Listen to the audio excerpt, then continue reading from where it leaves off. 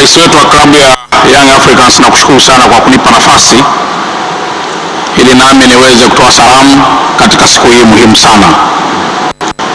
Nimefarijika kusikia salamu ambayo msemaji hapa ametoka kuizungumza. Anasema mwakani.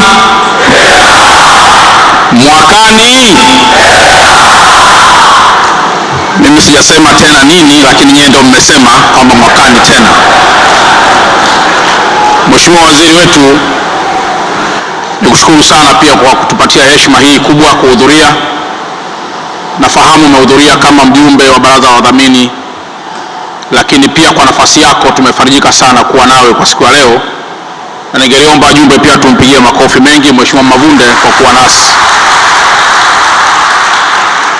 Aidha, nitumie nafasi hii pia kushukuru sana mzee wangu Mkuchika. Kama ambavyo wachache wamesema wanaendelea kuwa kijana, ni kweli kwamba unaendelea kuwa kijana, na hii inawezekana ni faraja kubwa ambayo unaipata kutoka kwa klabu hii kubwa katika ukanda huu wa Tanzania na Afrika kwa ujumla. Lakini pia nitumie nafasi hii kushukuru sana management ya Young Africans yote kwa ujumla wake. Nafahamu safari ndefu ya kufika hapa tulipofikia sio kwa bahati mbaya, ni kwa sababu ya klabu yenyewe kuwa na brain ambayo inafanya mabadiliko mazuri kila kukicha. Na washukuruni na asanteni sana. Aidha, nimeona hapa kuna ma-advocates mbalimbali akiwemo senior advocate wetu kaka yangu ambaye ameshiriki kwa sehemu kubwa sana katika kufanya mabadiliko makubwa ya kisheria, na mpaka leo hii klabu hii inaonekana si tu bora, lakini pia inayofuata misingi ya kikatiba na sheria ili kuweza kuwapata viongozi wake kama ambavyo leo tutafanya. Nafahamu leo tumealikwa katika mambo mengine mengi, ni mkutano mkuu wa mwaka. Leo kutakuwa pia kuna uchaguzi wa viongozi mbalimbali. Ningeliomba nianze kwa maelezo yafuatayo. Nafahamu kwamba uchaguzi wa klabu hii kubwa unatii sheria iliyopo katika katiba ya klabu yenyewe. Kwa lugha nyepesi, ndani ya katiba ndiko ambako kunaoneshwa haki, mipaka ya madaraka, lakini pamoja na vitu vingine vingi ambavyo vinaorodheshwa ndani ya katiba kama ambavyo wataalamu wanafahamu. Katiba tulionayo leo na kanuni zake ambazo tunazifuata mpaka kufikia kwenye mkutano huu mkuu ni ile ambayo wewe rais wa Young Africans uliitumia wewe kupatikana pamoja na wajumbe wote ambao wako hapa. Tunaamini kwamba katiba hiyo kwa uzuri au hata kama ina kasoro za aina yoyote, manake ndio katiba ambayo imekupa wewe ridhaa ya kuwa rais wa klabu hii, lakini pia imewapa ridhaa wengine wote ambao ni viongozi ndani ya klabu hii, lakini ndio ambayo leo tena itatoa ridhaa katika mkutano huu mkuu kuweza pia kupatikana viongozi wengine ambao wameomba ridhaa.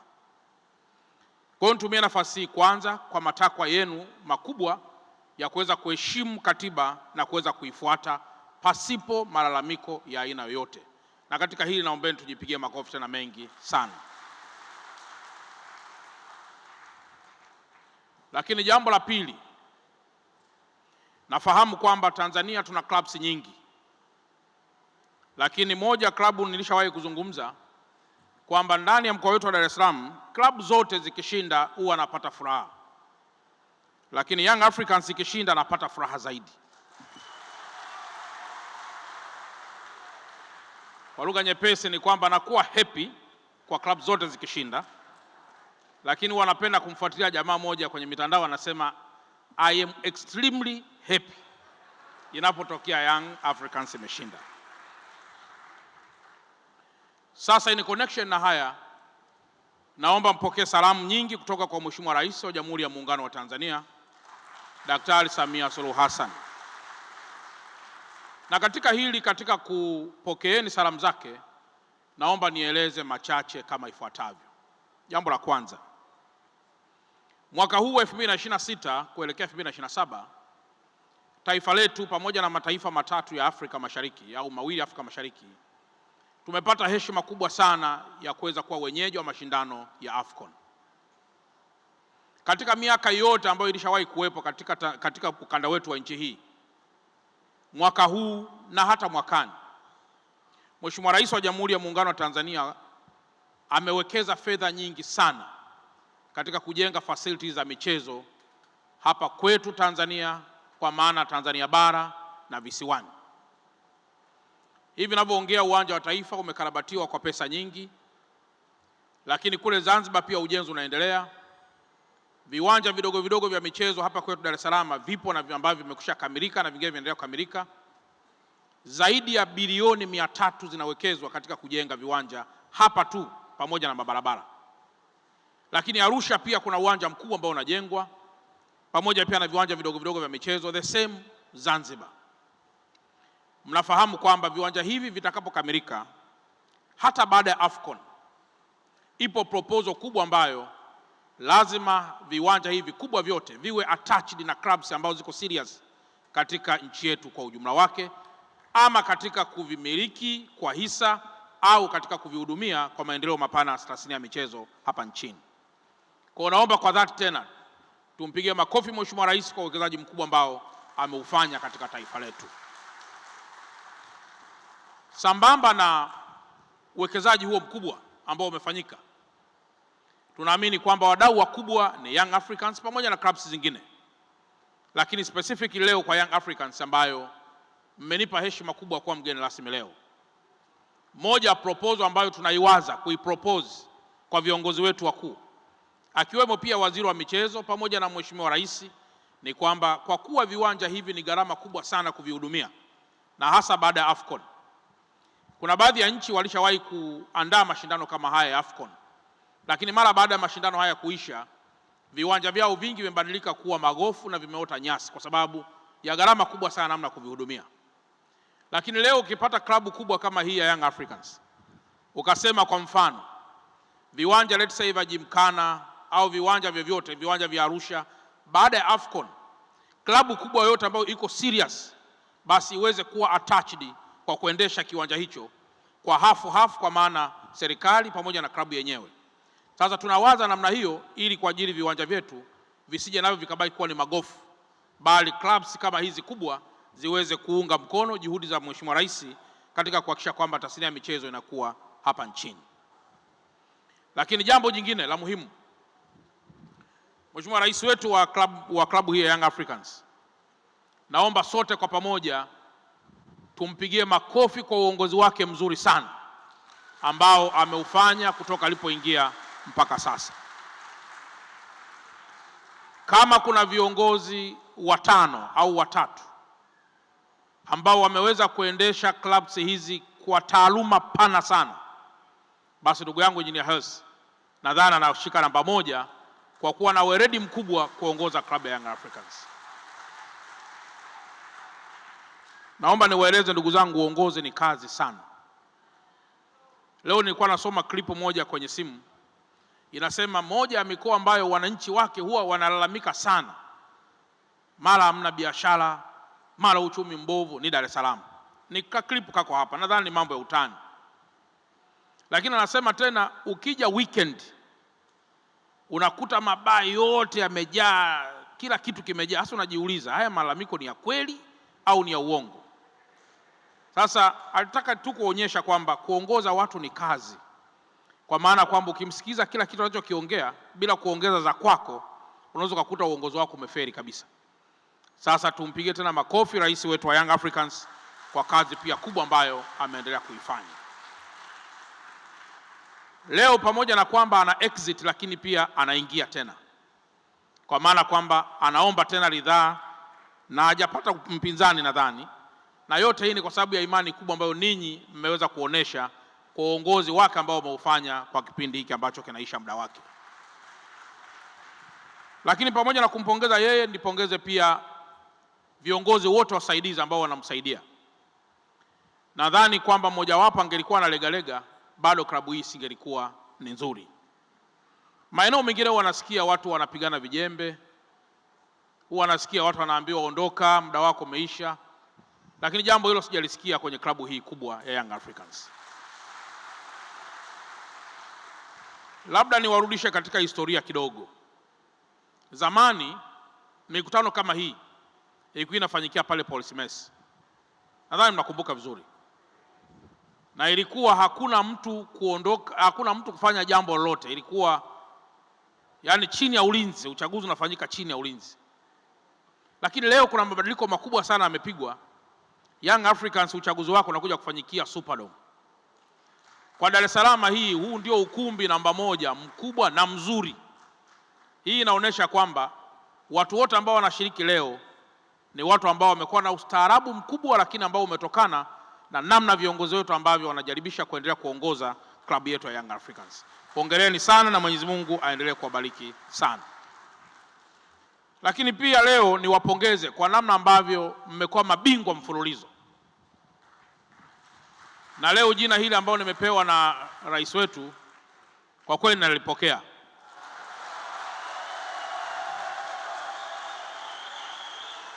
Na labda rais wetu, labda tu cha kuelewa ni kwamba nimeona hapa hayati Lukuvi alikuwa na kadi ya wanachama, na mimi ndio nilikuwa pale kwenye msiba wake, na atashangaa sana kule mbinguni kama mimi ambaye nilikuwa kwenye msiba wake sina kadi ya wanachama.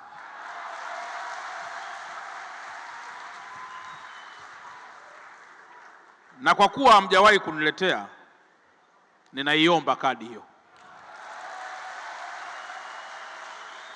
Kwa hiyo pamoja na kwamba leo nimekuja kama mgeni rasmi, lakini pia nimekuja kujiunga rasmi na klabu hii ya Young Africans.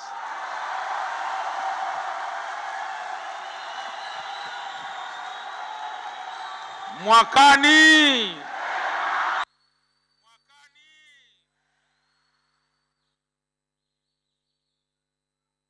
nilikuwa na vizia siku kama hii niweze kujiunga kwa sababu ya uzito wake, ili nijiunge kwa madaha kidogo.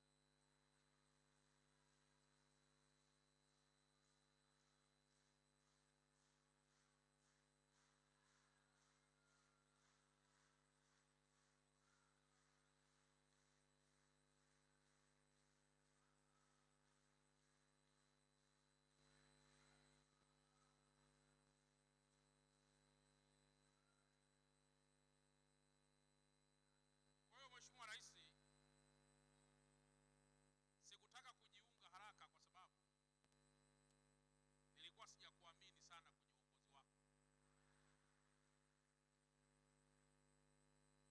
Lakini nikaona kwa kuwa uongozi wako uko imara, na kwa sababu klabu hii pia imekuwa bingwa mara kadhaa, sina hakika kwamba nitakuwa najiunga kwenye klabu ambayo itanichosha. Najiunga rasmi kwenye klabu hii kwa sababu naamini tuko kwenye mikono salama chini ya uongozi wa Engineer Hersi.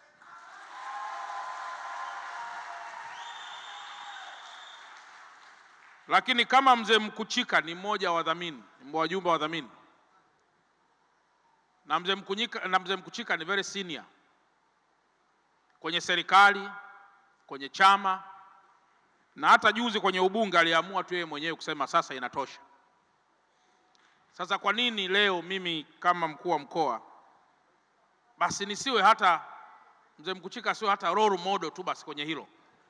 Sasa hawezi kuwa role model kwenye uongozi tu wa serikali bila mambo mengine yanayohusu Young Africans.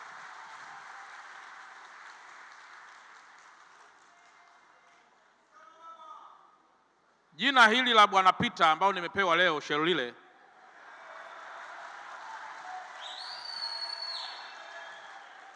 nalo limeongeza kasi ya mimi kujiunga na Young Africans.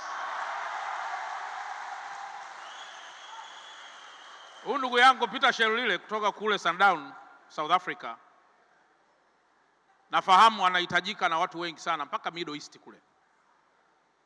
Lakini leo safari yake anakuja kutua kwenye viwanja vya Tanzania, Dar es Salaam, na atapokelewa pale Jangwani kwa Young Africans kwenye klabu yetu.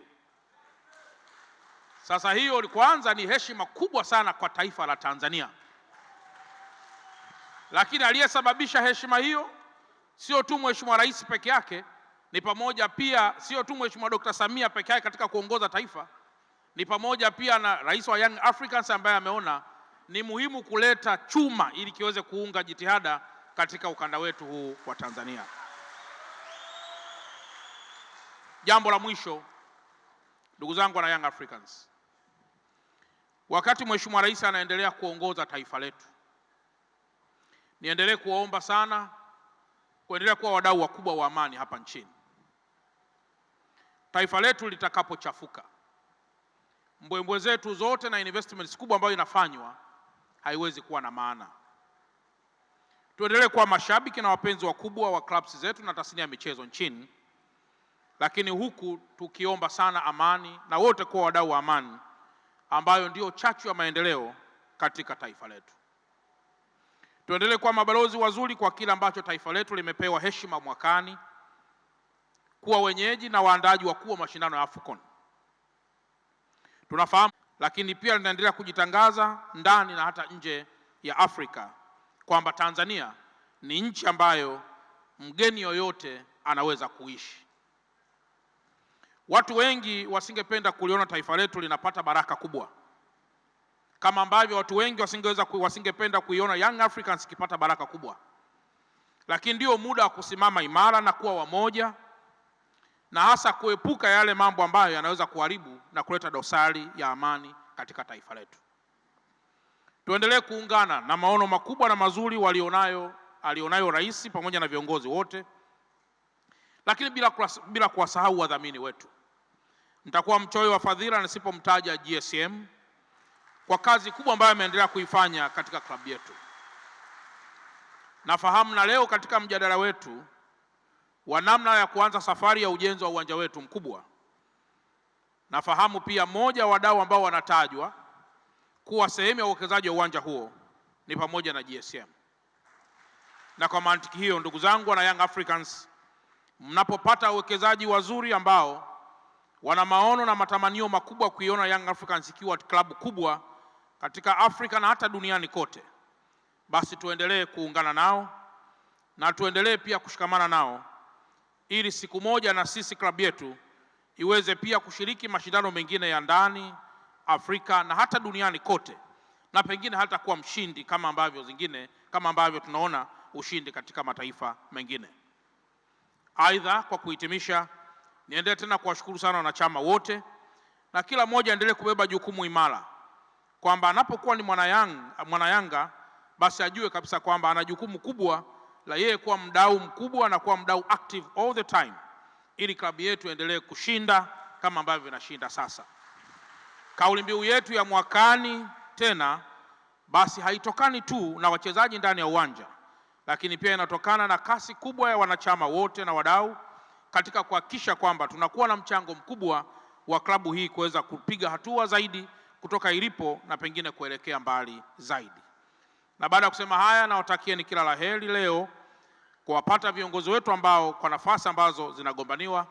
Tuendelee kuwa watulivu ili uchaguzi wetu usije kuwa na dosari ya aina yoyote, kwa sababu hata shetani pia mkumbuke hajalala. Na baada ya kusema haya sasa, nawashukuruni sana na asanteni sana kwa kunisikiliza.